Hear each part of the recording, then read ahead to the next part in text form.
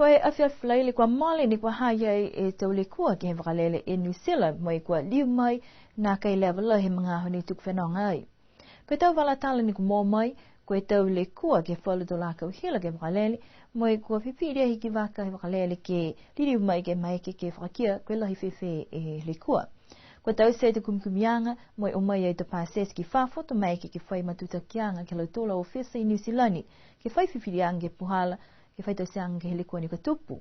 Ko whakatoka e le tōru ke hoko mai whuki e taha wakalele ke tātua e tau pasese ke he pū he pō ia.